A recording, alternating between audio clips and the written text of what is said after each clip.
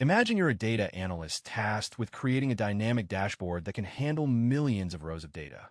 You need to find a way to perform flexible lookups that can adapt to any changes in your dataset.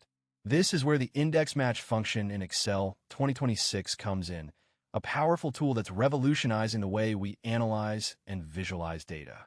The index match function is an advanced lookup formula that combines the power of index and match functions to retrieve data from a table or array.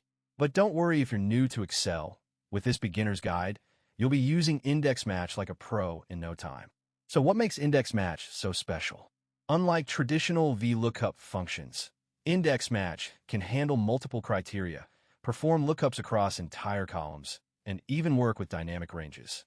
This flexibility makes it an essential tool for any data analyst or office worker who needs to create dynamic dashboards and reports. Let's dive into the basics of index match.